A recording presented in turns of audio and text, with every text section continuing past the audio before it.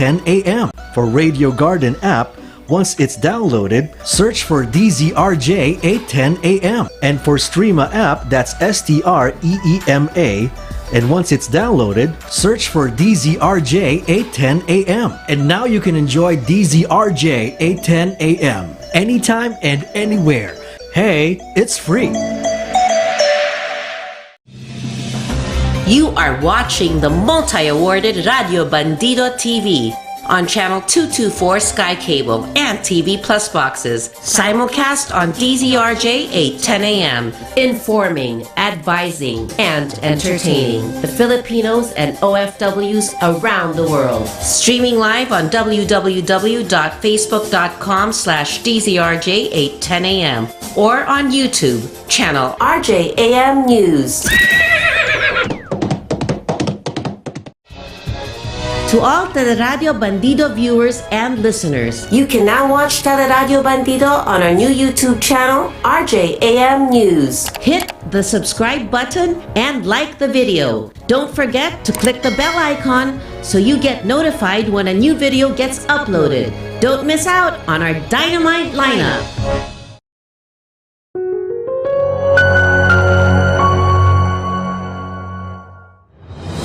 A straight question deserves a straight answer. Presenting straight from Radyo Bandido in partnership with the Philippine Star. An ongoing question and answer series with candidates for the May 9 elections. This week's candidate, Vice Presidential Aspirant, Senate President Vicente Soto III, answers the question straight. This is straight from Radyo Bandido. My next question for you is this. Before you became senator, you were in showbiz and music. PhilSCAP, which was organized to protect the Filipino composers, has become more of a collection agency for American and international publishers rather than a protector of Filipino composers and artists. What reforms are needed? First of all, the PhilSCAP needs to be updated or upgraded.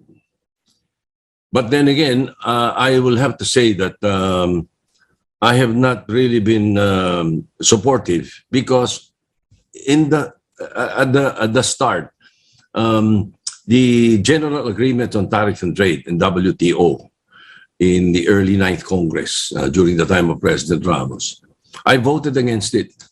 I was one of those 5 who voted against it in the Senate. No? As you know, an agreement like that needs a 2/3 vote of the Senate. So there were 19 senators who voted in favor. There were 5 of us who did not. I voted against it because of the issue on intellectual property rights. Ang situation was this. The effect would be the American or foreign composers and foreign producers will be able to claim royalties from us. But and their selling point was that we can claim royalties from them too. No? But then I asked, how many radio stations in the United States play Anak or any Filipino hit song? Ano sisingilin natin? You know, while on the other hand, sa atin, you know, My Way is sung every night in karaoke bars. You know, that was my point then.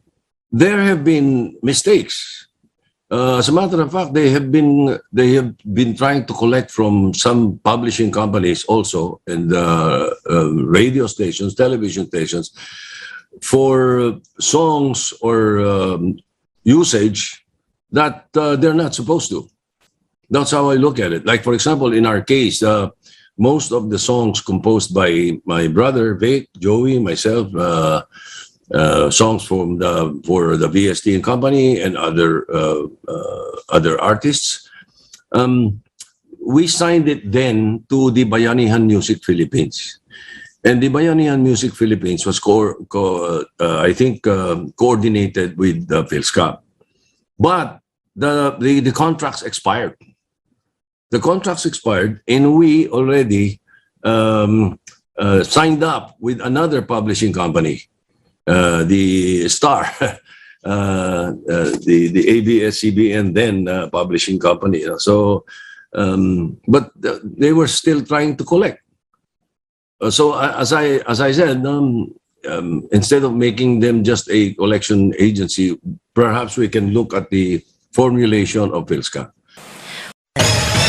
That was straight from Radyo Bandido. Stay tuned daily till Election Day for this ongoing series.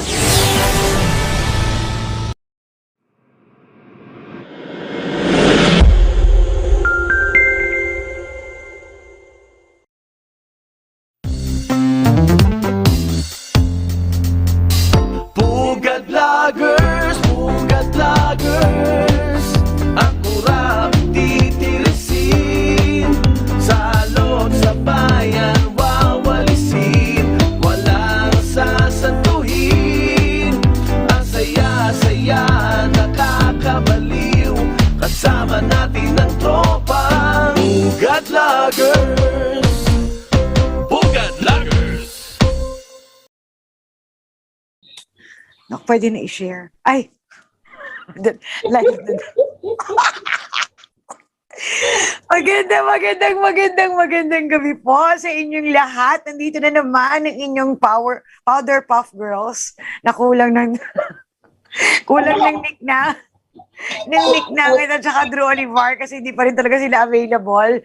Good evening, Doc!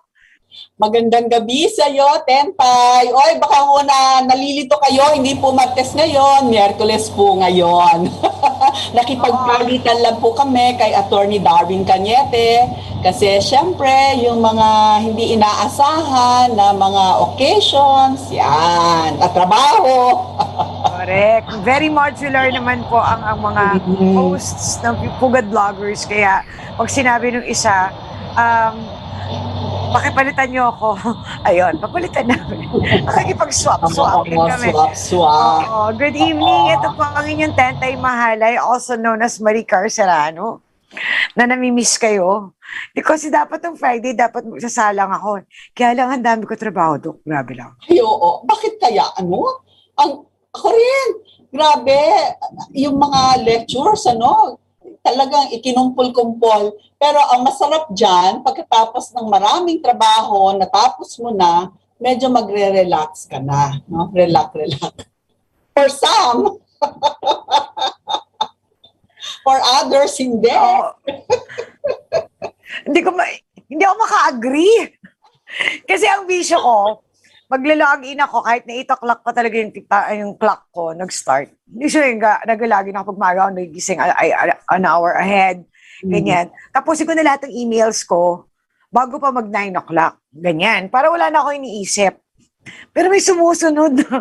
Alam mo yung tagtad after. Ano? Tagtad pa rin ng emails after. Hanggang alas 5. Tapos kaka-log out mo lang. Tumutunog pa rin siya. Kaya, tapos, nakaka-stress.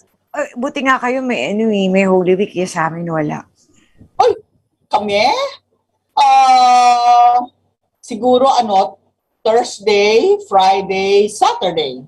3 lang. Ay na nga. Oo. Ako, may pasok ako na Thursday, Friday. Pero kung may referral sa ospital, wala namang hindi mo sabihin pagkatapos ng Easter Sunday ko titingnan yan. You have to go also. Kaya lang, di ba, kapag katulad ng mga clinics mo sa mall, or kung meron ka ba sa mall, pag sarado, di ba? Kapag sarado yung mall, sarado bukas ang mall, bukas din kami. Kasi yung regulasyon na pagbukas ang mall, kailangan bukas din ang mga shops. Yes. Anyway, speaking of bukas, speaking of bukas, bumukas na yata yung kandado nung nakakulong na Bautista. Ang usap-usapan. Wait.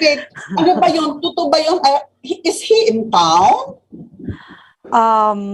May talagang medyo Medyo yes. May tiwala ako doon sa Medyo nagbulong. yes? Yep. Oh, that's interesting. And the timing is a little bit, intriguing, if I may say so. It's What? annoying, actually. It intrigues me. Why? Why come back in a little bit over a month before the election? Ano ba? Yeah. Dala mo ba ang susi? Hindi, actually, dapat natin sigurong tandaan na for the past how many weeks, madaldal siya. Aha. Ano yung tweet niya, di ba? For the past, in fact, for the past 2 months, we've been reading a lot from him, and he keeps on dumping on whatever news is out there. Yeah. And tapos brazen siya, hindi siya natatakot, Hindi di na ba? nahiya, no? Hindi na nahiya. At saka iniisip ko, bakit ganon siya ka-brazen? Parang so much impunity na meron siyang mga hinaharap na mga kaso, pero parang ang yabang-yabang pa rin niya. Yun ang nakakatakot na part, and thank you for acknowledging that part, no? Dahil talagang may yabang talaga. Hindi iba yung confidence iba yung yung yabang, yung angas talaga, 'di ba? And that is something that I noticed on the first time I saw one of his tweets, no? So, kaya nga lagi ko sinasabi complacency is not an option. And we know already Vigilance is the price of liberty.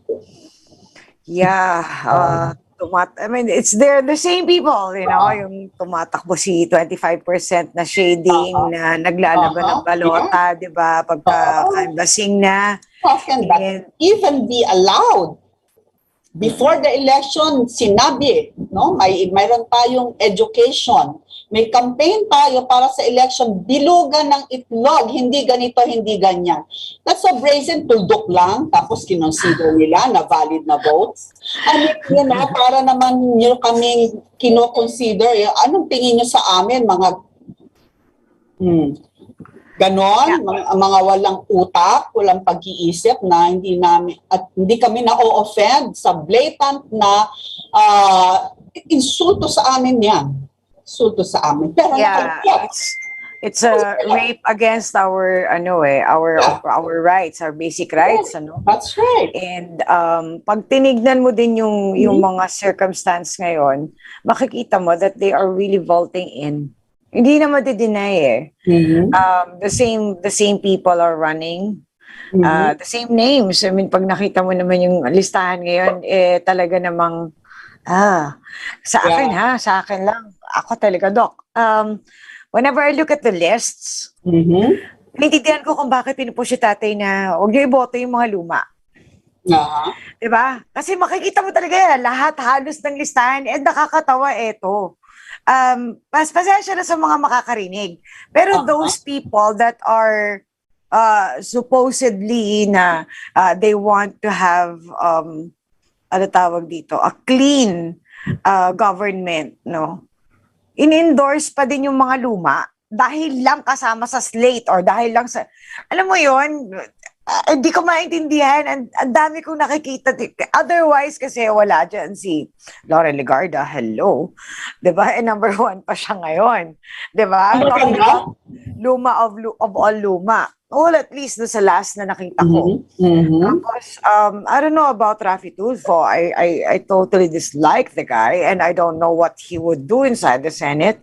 Kasi, that is legislation. Anong ginagawa ng, di ba? But some people think that popularity equals competence. Exactly. And that is the scary part.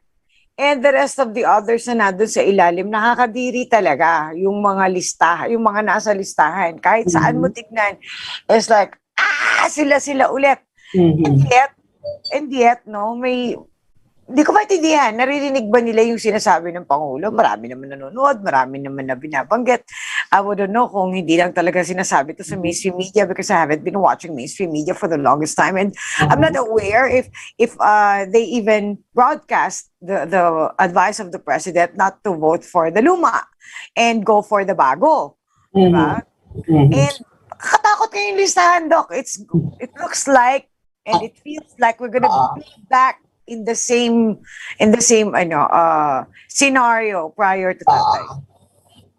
Ang aking pamantayan na iboboto kong senador ay yung magko-cooperate sa aking napipili na presidente at vice-presidente. Hindi dapat nagtatagisan, although sabi nga nila may separation, no? May separation at independence ang bawat sangay ng gobyerno, pero hindi rin natin gusto na maging obstructionist ang legislative sa executive, no? So, pero huwag din natin kailangan i-deny, Doc, that a lot of those that are running are just inside, sabihin natin sa unit team, di ba? Kaya lang sila pumasok sa unit team is because they want to be re-elected. And they know that they will be. That doesn't exactly mean that they will be, that they will actually be in tandem or they would support the government. I don't think so. Maraming nangyayari pagka nanalo na. Pagka nanalo na, marami nagkaka-amnesia. Exactly. Nakalilimutan yung kanilang mga pangako during the campaign season. Nakalilimutan yung kanilang mga alliances during the campaign season. Kaya, di ba, pagkatapos ng election, ang daming lumulundag, nagja-jump ng mga parties, no? They go where the gravy is, no? Exactly. So, talagang, karamihan sa mga yan ay really, ang kanilang hangad ay hindi magsilbi, kundi mapalawig ang kanilang mga sariling interes, no? Kaya nga, again, inuulit ko, not because they are in the same slate, it means that they are supporting the candidates do sa taas, no? So it's really a very dangerous scenario pag tinitignan mo mabuti kasi kilala na natin lahat yan and yet, 'di ba? They're there. I mean, diba? Malalaman naman natin kahit tama ka, kahit nasa bakuran ng berde at pula ang kanilang puso ay na somewhere else, no? Pwede nyo rin pag-aralan yung kanilang track record, no? Ito bang to ay may nagawa dati? Ano bang mga ginawa nito na contrary to public interest dati, no? So, hindi automatic. At ilan sa mga batas na nakabinbin sa Senado ang inupuan nito mga to or pinag-inuman nila na hindi maipasa. Yun ang pinaka dapat na nire-research kasi ng mga tao and or kung alin yung mga dati nilang pinangako na nire-rehash nila ngayon na wala naman sila talagang ginawa in the past three terms nila. Because a lot of these re-electionists nag-3-termers sa itong mga to. Tumanda na sa Senado, walang ginawa. That's right. Ang tagal-tagal na nila nakaupo. Puro co-author.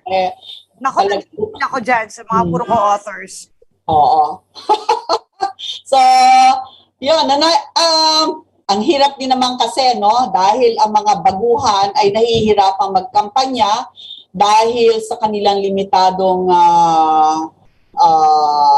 exposure before the election, no? Talagang bago, kahit may kakayahan. At yung mga iba naman, wala sila dun sa mga malalaking political parties, no? So, hindi nila kayang itawid hanggang, alam mo, ang mga political parties na malalaki ay hanggang sa barangay level ay kaya nilang, parang kuryente yan.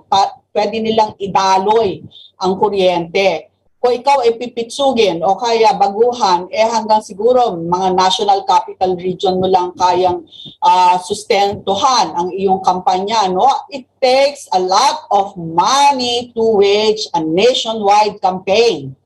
Yun. So, kung sana kampanya lang yan na ikaw ay magsasalita at kukumbinsihin mo sila sa iyong plataforma, pero hindi po ganon. Let us face it. Money has to be there. Pagka papakainin mo yung mga tao, natutulungan ka na magkampanya, pipera yan, no? Streamers mo, mga materials mo, t-shirts. So, talagang yung mga dinideclare ko minsan sa SOSE unreasonable, malayong-malayo sa katotohanan na talaga nilang ginastos. Everybody lies sa SOSE. Oo. With the exception of the president. etong presidente natin ngayon kasi nagbigay pa ng sukli. Oo. Pero Sa totoo lang, Mm. oo, nakakatakot kayo ng spending, because there is, Doc, wag nating i-disconnect. Yung dumarating ngayon na dami ng droga, Mhm. 'di ba? Alam natin that since how long, for how long ago na yan ang ginagamit nilang source ng funding. Mhm. Drugs talaga. Mhm. At sa dami ng pumasok for the past how many days, this past month lang ilang billion ang worth. Pumasok pero nahuli. Nahuli nga lang. Okay, pero pag nag-uusapan natin, Mhm. yung replenishing or siguro kung ganito na kalaki or ganito na yung talagang gastusan, eto na rin yung kailangan pumasok, nahuli nga lang, 'di ba? So, ganun kalaki ang gastusan ngayon. It's an incredible thing. Kasi dati, tao-tao lang, 'di ba, sa grassroots. Ngayon kasi pati online, meron na ding bayadan. For the past 30 years or more, our elections have been fueled by two things: money from drugs and money from gambling, money from vice. Okay? So, And from the kaban ng bayan, definitely. Huwag natin i-listen yan. Yeah. So, yung iba, tinitipid yung mga para sa proyekto, tapos pagka-election, yun ang ginagamit nila na pang And the other thing, well, is money from donors who expect something in return. Yan. Investment. Yan. Diba? Donation daw, pero investment.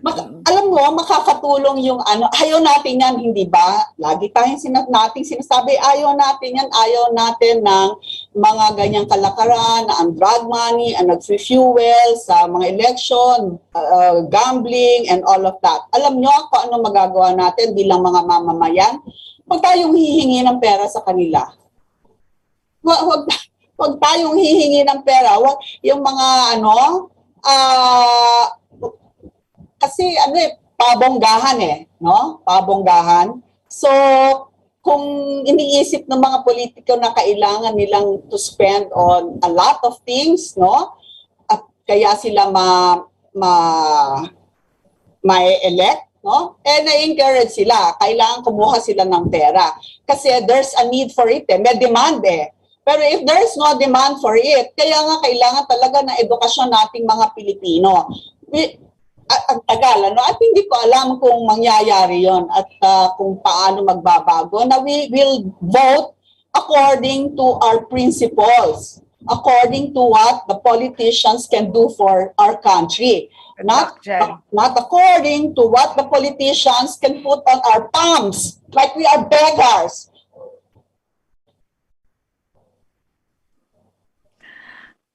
Doc, alam mo, bata pa ako, high school pa lang ako nung una ko narinig yung words na vote buying.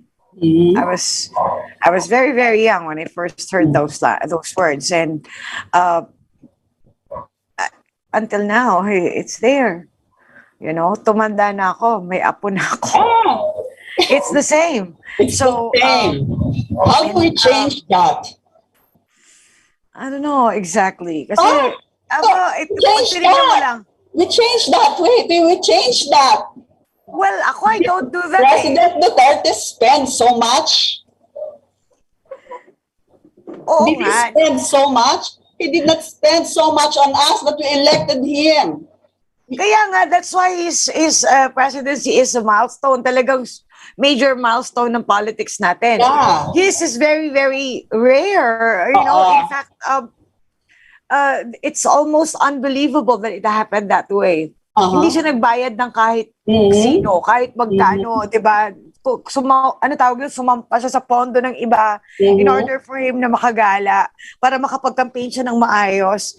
And he did nothing ostentatious. Sa totoo lang, wala naman talaga. And we all did our part in order to help him get elected, 'di ba? And that can never, ever, ever, ever be repeated. It cannot be copied. Iba yun Iba yung wave noon. Kahit ngayon, titingnan ko, malayo, Dok. Hindi ko makita yung kapareho, yung flames ng tao noon. Nung time na kay tatay, malayo eh.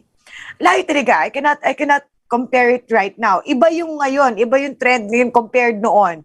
And it's saddening that we have to face facts na ngayon, bentahan na ulit. Bentahan na ulit, Dok, eh, kahit saan ako tumingin eh. It's the same banana, di ba?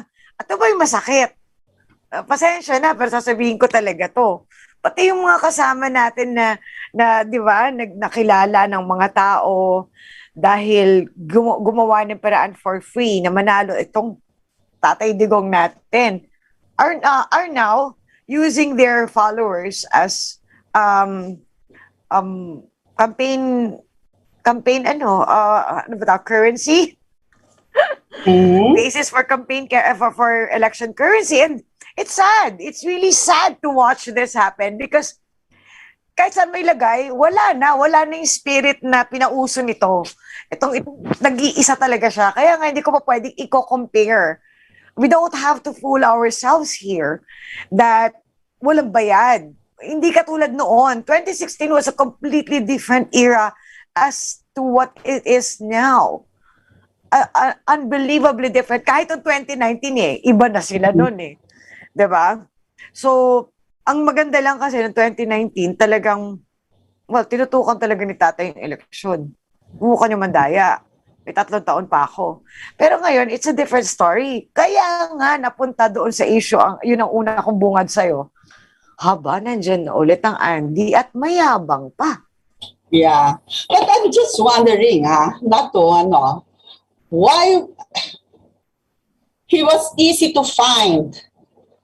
He was easy to find, and I'm just wondering for the past 5 years why he could not be arrested. He cannot be hauled back to the Philippines. Tinago yan. That's the question. No, he's not. He's not tinago. He was. He's He not was for a tinago. while. Everybody knows he's there in Ohio, or his brother. He was seen in LA, in San Francisco. He attended the premiere of that film in New York. He was not hiding. He was hiding in plain sight. And it's a big mystery to me why the government was not able to haul him back to the Philippines. And now he's here? Wow. What a coincidence. Something's gotta give, Doc. I'm pretty certain marami sa mga kakilala natin na may answer dyan. I just don't have it for you. Dahil from what I know is sila din yung mga kausap dati, no? Nung time na maingay ang issue ni Andy. And so, I cannot answer your question on that end, but it is really something that I find very, very scary. But that's a question addressed to the government. At least for... That's a question addressed to the government. Did anybody ask the president? Bakit? I don't know. Why? But yeah, I don't want to give malice kay tatay na siya papayag ng dayan because of course I'm certain na hindi dahil pati siya din. There are reasons probably, reasons that we do not know. Yeah. And the game that is being played right now is a completely different one. And wag na natin tingnan doon sa geopolitical side of it, no? It's because it's scarier than what the reality sa natin. Sa inside pa lang. Dito sa bahay pa lang natin, it's a scary thing. All the more pag inilabas mo yung usapan niyan sa international because of course there are more complications out there. Yeah, well, right now there are propaganda. The propaganda is very intense. Picturing the Philippines as a country where there is lawlessness, there is chaos. Okay, that's what the propagandists outside of this country are painting the Philippines to the whole world. And, you know, we may disagree. We know what's happening here. But the whole world, where public opinion will judge us, where, you know, where subsequent actions will be justified because that is what we have been portrayed by the media. I see something. I see something that, is not good for us. I know. Ikaw ba, Doc? Ako, kasi I'm really very uncertain at the moment. Kung ano mangyayari for the next 6 years. I really have this huge fear. In I have. the next 6 years, I don't know what will happen in the next few weeks. I understand that part, pero mag-ano na lang ako glass full. Ayoko na lang half empty, half full na lang ako. Pero takot ako doon sa next 6 years. I am. Well, it's up to us. I have faith in the citizens. I have faith in the Filipinos, no? That they will not allow bad things to happen. And our role, okay, we will vote for whoever we think is best for us. But it doesn't end there. We as Filipinos, we have the duty to keep the people we vote into office along the straight path, along the path of the straight, along the straight and narrow. We have to make sure that they do that. That is our duty, and also that is our right. We have to call them out. If, because of our pride, we do not call out the people who we voted for, then who's gonna lose? We are going to lose. It's hindi kahihiyan na sabihin na binoto kita pero kailangan mong magpakatino. Kailangan mong tuparin ang iyong mga pangako. Okay? There's nothing bad about that. No? Hindi porke ibinoto mo, lahat ng gagawin ay okay na sa'yo. No, diba? there's nothing like that. Dapat walang ganun. You can criticize, but you also should help. You should also help. We cannot whine and whine and whine like Exactly. other people did for the past 5 to 6 years. We cannot reklamo, whine, and criticize every day. We should also help. Okay? There should be a balance there. I remember, Doc, may nagtanong sa akin, akala ko ba digonger ka bakit sinasabihan mo yung tatay mo ng ganito, ganyan? Kasi I remember there was this thing na medyo napikon ako kay tatay. Na, ano ba yan? Kasi bakit ka nagsasalit? Di ba masyado si taklesa? Taklesa siya, di ba? He says things that are really just off sa regular tenga.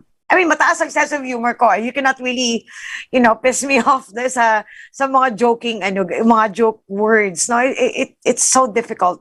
Kahit ako, hindi ko mapikon sarili ko sa kahit anong bagay. And kaya gets ko si tatay, pero nainis ako sa kanya doon sa time na yun. Basta I remember there was one, I forgot which one Marami naman kasi yan talagang taklesa moves, di ba si tatay, grabe.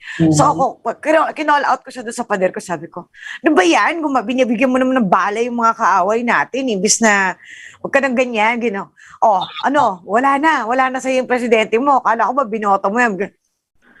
Bakit di ko siya i-call out? Nainis ako doon sa sinabi dahil it is another ammo against him. And I simply don't want him to be, a target. And walang mali sa kumontra ako sa Pangulo na binoto ko at inaasahan ko na patitunuin ang buhay ng mga kapwa ko Pilipino. That's right. And so, alam mo, Doc, sa totoo lang natatawa talaga ako doon sa mga lintik na nagsasabi ng, di namin talaga gusto tong gobyerno to, lalayas na lang kami. Go ahead. Nandito pa. But, remember, we are stakeholders in this government.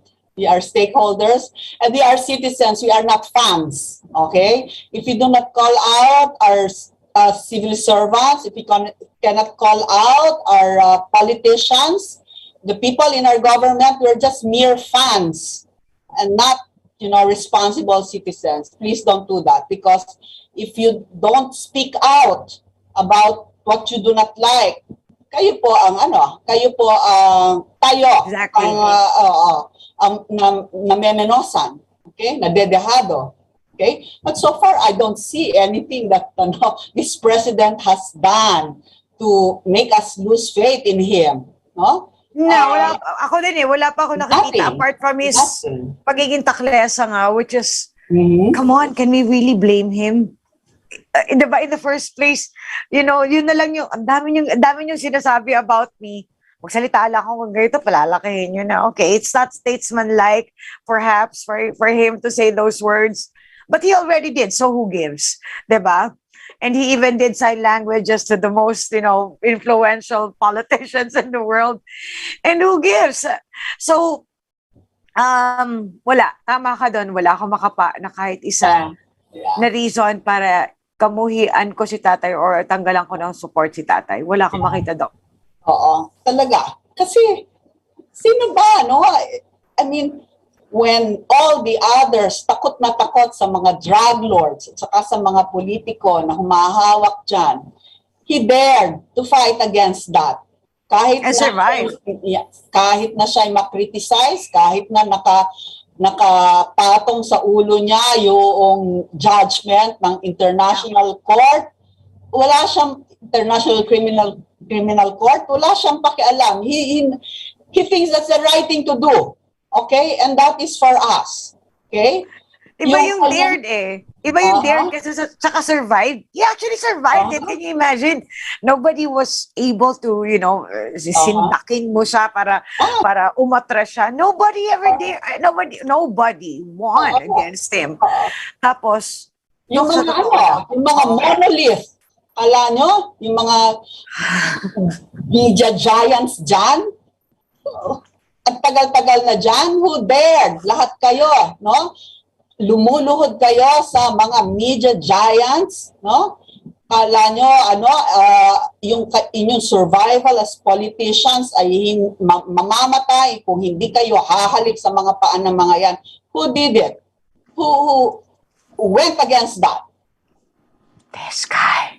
Kaya nga nag-iisa Kaya nga, grabe. Yeah, nag-iisa talaga. And of all, no, di siya namili. Kasi daw supported niyo ako o hindi. Military at police, iaangat ko ang estado ng armed forces at ng PNP.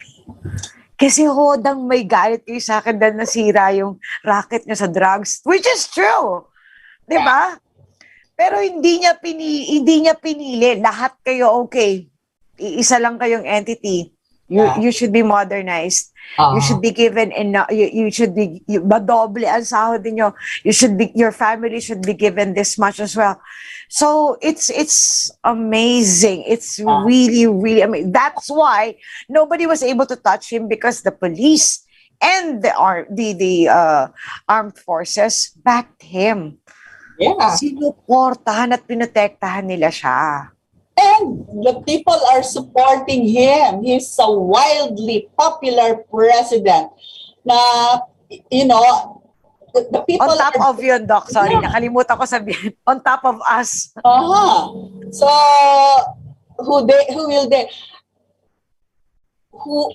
he's a singular president. Sinong presidente na at the tail end of his term, anong popularity niya? Anong percentage ng kanyang popularity? No one has ever achieved that. No one has ever achieved that. So, nobody you can say everything you want. Ang cool, probinsyano, bali-bali ko ang accent. Who cares? No? But the one that's closest to me is his response to this COVID. Yes, Doc. Naiyak tuloy ako. Sorry, naiyak ako, Doc. Kasi, totoo yun. Ay, naku, ayoko siya umalis. Sorry, Doc. Bakit mo ako pinaiyakan? Daya naman ng babae na to Ba yan? Sorry, nag-emotional tuloy ako. Pasensya na po mga kababayan. You can criticize him all you want, but most of our countrymen are alive now. Because of him. Totoo. Of how this thing was handled. Sinadya mo ba to? Ano ba yan, Dayan? Yan. No, but it's true. It's true. Look That's at why. us. this puny group of islands in the Pacific. Yeah. Look at our rates. We have the lowest rate in Southeast Asia. We are the envy of Europe nga eh. I was told as well. And totoo lang, ano, yung mga neighbors natin up until now, medyo reluctant pa rin sila to open their borders to tourists. Samantalang tayo, I mean, I should know, grabe, nasa immigration kasi ang ang linya ko. And, you know, a lot of our Filipinos, yung mga kababayans natin are now enjoying what tatay did kasi nakakapasok na dito yung Kung wala nang laglag bala, wala nang Mariosep, di ba? So, the number of people na na-reconnect sa kanilang mga mahal sa buhay na nasa labas sa bansa for 2 years. Yung ginawa ng COVID na zero contact, zero travel, zero everything. Tapos na-rekindle ulit yung alam mo na, ang dami ngayon. Everybody are reunited because of what tatay did. Grabe ang laking, malaki dapat ang pasalamat, pero ang dami pa rin ingrato. Hindi ko alam paano ko tatapusin.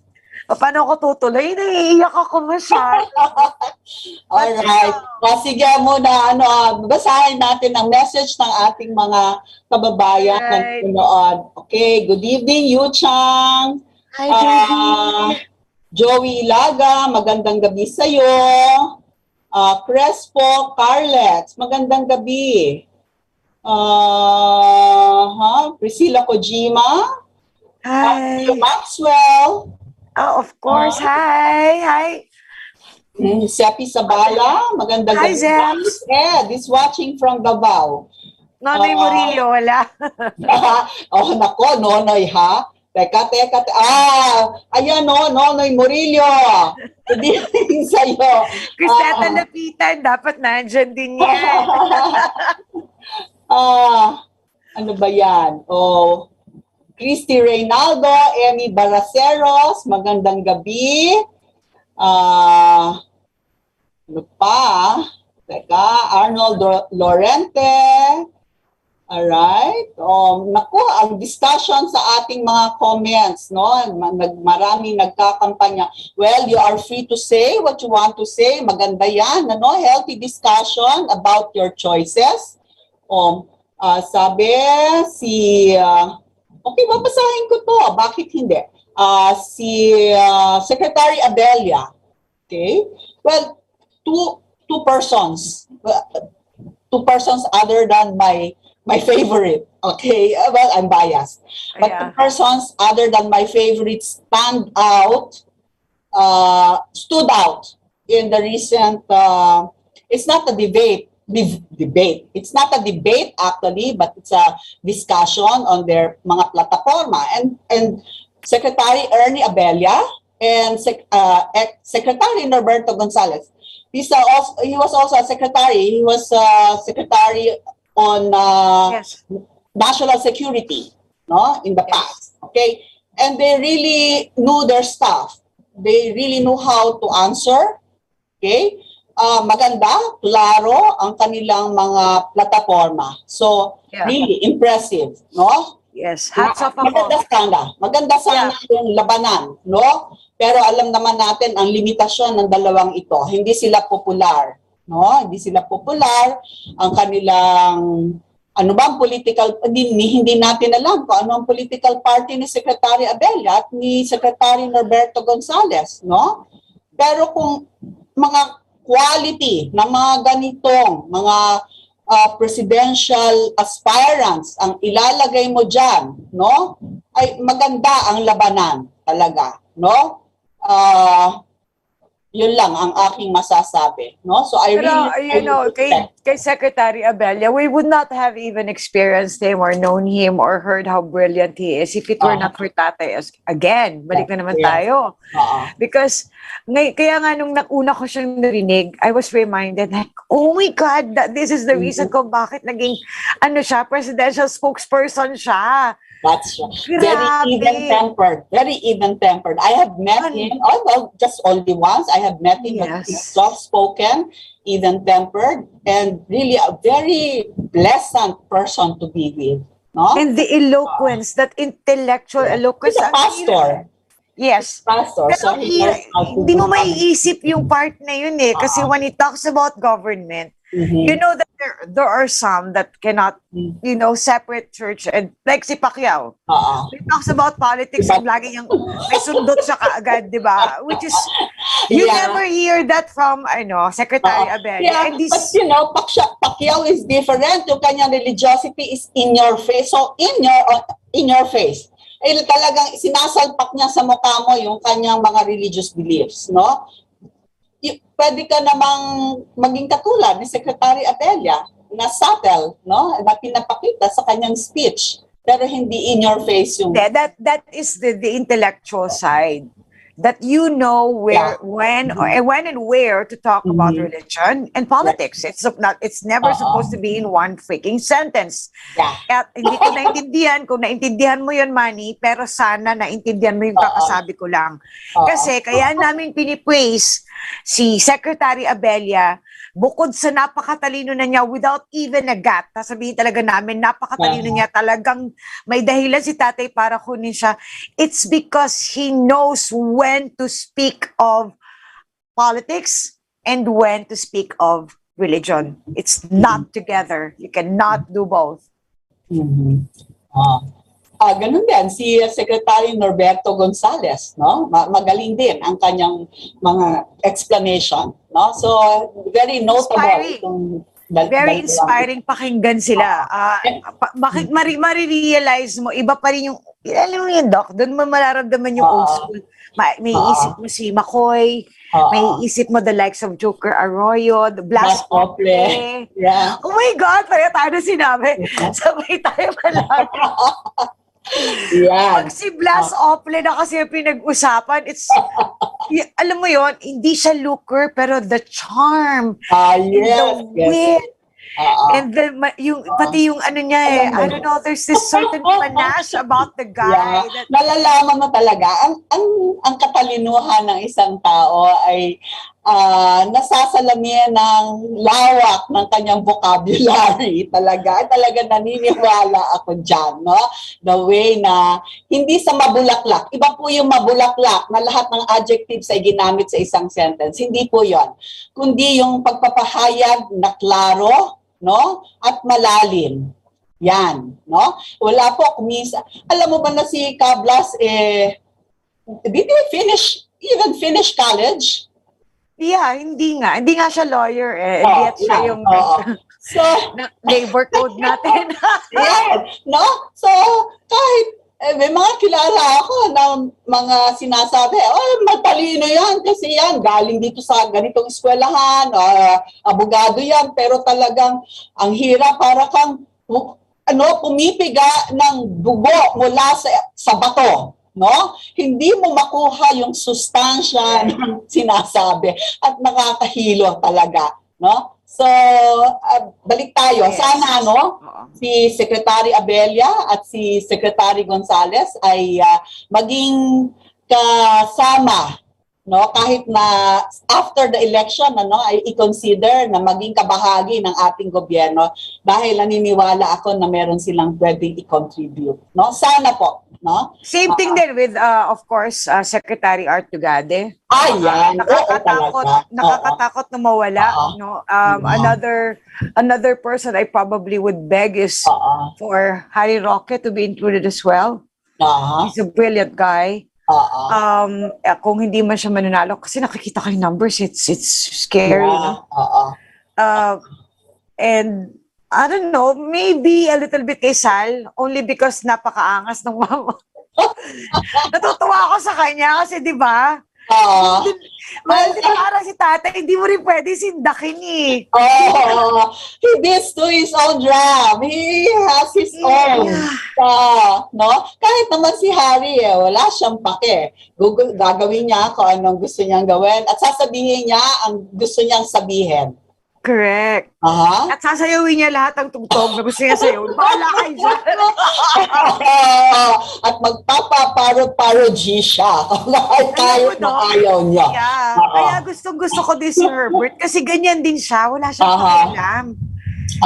Sasabihin ng lahat. Like, a lot of people are, ang daming lumilipad ng mga issues sa kanya. And of course, it's always about the show business. Yeah. He doesn't mind eh. Kasi alam niya, ang dami niya ng achievements. Tapos yung binabato sa kanya na kung ano, kinasuhan ka ni ganito, kinasuhan ka ni ganyan. I mean, kahit ako. Anong kaso ba yun? Paternity ba yun? Hindi nga, kaya nakakatawa kasi, ang nagkaso, yung pumalit sa kanya. Alam mo yun? Well, that happens talaga, no? Diba? Yung mga for the course. Oo, kasi marami doon sa kanyang mga inalagaan ng mga tao siguro sa City Hall, hindi sinusuportahan yung bago. Kasi sobrang pikon siguro, kasuhan na lang yung luma. Para ding disgruntled, ang tagal-tagal ng patay ni Makoy hanggang ngayon sinisiraan pa rin ng mga nila. O yung mga tipong ganyan. So, that's meron tayong necropolitics May positive na necropolitics, may negative na necropolitics. Yung mga ibang patay na, gusto pang hukayin ng mga iba dyan, na sinasabi disente sila. Sino man disente ang gusto maghukay ng patay? At meron naman na patay na, gusto pang, dahil namatay, perpekto na. Wala nang ginawang kasalanan. Sila na. No? Mas bilib ako sa, Tayo may utang na loob. bilib ako doon sa religious na gusto magpakulong ng matanda. Ano yun? Gusto magpakulong na matandang-matanda, segregate naman daw, di naman daw isasama sa sa mga regular na inmates. Sino yan? Si Praise the Lord nga. Praise the Lord. Kaya kanina pinag-uusapan natin, sorry. I'm sorry if I said that. Hindi, si Manny, sabi niya. He will make daw, Imelda Marcos, pay for her sins and all that. Tapos, syempre, hindi naman daw natin, para magtunog disente siya, sabi niya, hindi naman natin isasama doon sa mga regular inmates. Syempre, isasegregate naman siya. Hihiwalay siya na disente. There's a law. Okay, we have to follow the law. There's a law regarding regarding old people, and also ewan ko sa'yo, pero there's a reason. Nakakatakot Kaya dyan ako natatakot He's actually the perfect example kung ano ang nangyayari kapag pinaglalaroan ng mga tao ang mga ipinapasok sa Senado. Well, yeah. We have a legislator who doesn't even understand seryoso what law is about. Ang isang, ang ating karapatan na bumoto ay isang seryosong karapatan na hindi dapat na winawaldas yung karapatan na yon, na kahit na sino na lang ilalagay nyo dyan. Hindi yan ibinebenta, no? At lalo hindi dapat binibenta, correct? Oo. At hindi rin dapat naninanakaw. Correct. Hindi rin dapat naninanakaw. So, pag ang aming karapatan ay ninakaw nyo, ang aming boto ay ninakaw nyo, isang malaking kasalanan yan sa amin. We will not forget that. And we will take that against you. Seriously. Well, she had it for 6 years. Kulang pa ba, Len?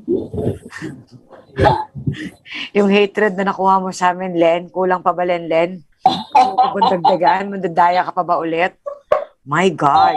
Kulang daw ang 6 years ni Tatay Digong. Tama ka, Seti. Talagang kulang. If he's good, kulang. If he's bad, naku, 2 taon pa lang, pinapatalsik na, sinisipa na. And we've experienced that. Yes, we did. Okay? Alright. Babatiin ko lang si Katribo ko. I love you, honey. I love you, honey ko. Okay, Joel Mendoza. Right. Rosabel Leonor Wolf, magandang gabi. Christy Reynaldo, magandang gabi. Alright.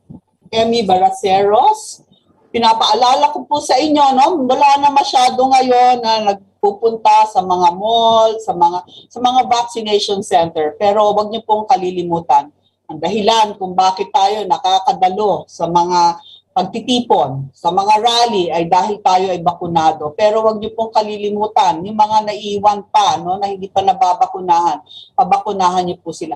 Pag dating po ng eleksyon, kailangan wala tayong sakit, no? Mag-iingat pa rin po, no? Para tayo ay makaboto. Mababa po ang ating rates, keep it that way. Yes. Nakarating tayo dito dahil tayo nag-obserba ng mga protocols, distancing, taking care that we don't get exposed to too many people, wearing our mask, and having been vaccinated. No? Salamat sa gobyernong ito na nagbigay sa atin ng pagkakataon na mabakunahan. Doc, magpapatulong pala ako at sasabihin ko na to on air kasi makapal naman ang mukha ko at kabisado naman ako ng mga tao. So, wala kayo dyan. Anyway, Doc, pasensya ka na kasi wala nangyari sa akin sa Sinovac. So gusto ko Sinovac din yung booster ko. Wala akong alam kung saan ako pwede magpunta. Baka pwede mo naman ako ituro. No, you can ask the vaccination centers in your place. Hindi ko alam kasi if they're accepting na ng mga walk-ins eh. They do. Walk-ins na yon kasi nga ini-encourage nila everyone to go. They accept walk-ins. Hindi, kasi may pinuntahan akong 3. Pag wala daw ako schedule, hindi ako pwede. Labo. Ang hirap pasukin ng website. Kaya nga nagmamakaawa nga ako. Baka may mabalitaan ka na isang area within Metro Manila na nagbo-booster ng Sinovac. Gusto ko talagang pumunta doon. I wanna be boosted. Pati yung mama ko, gusto ko na rin dalhin. Kasi here in Las Piñas, they encourage people and people just walk in. So I don't understand why you have to make it difficult for people to get vaccinated when all nakailang beses vaccinate everyone. Yeah. Ako, booster na lang yun sa akin. And syempre, kailangan ko mapabooster yung mama ko. And yun ang isa sa mga dahilan kung bakit ako Kung meron po nakakaalam dyan, paki-PM ako. Please help! No, you live in Quezon City. So the Quezon City government has a Facebook. At meron doon na Doc, dyan ako galing. Please.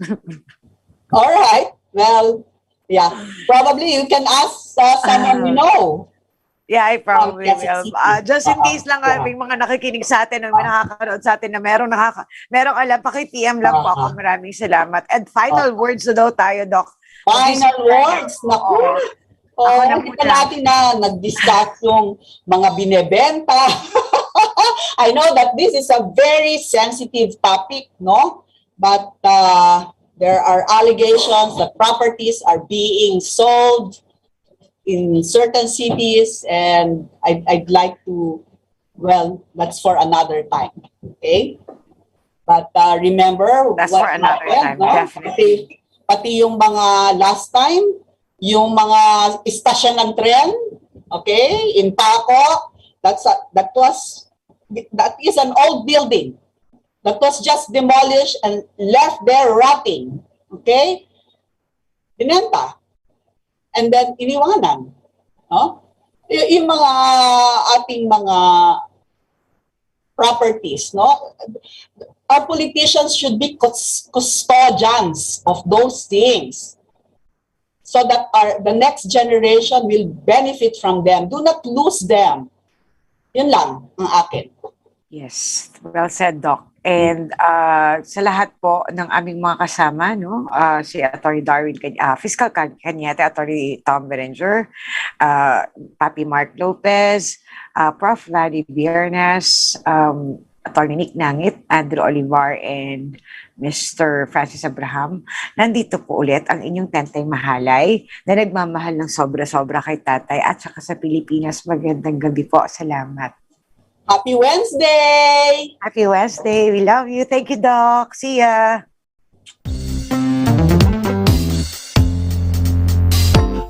Pugad Vloggers, Pugad Vloggers.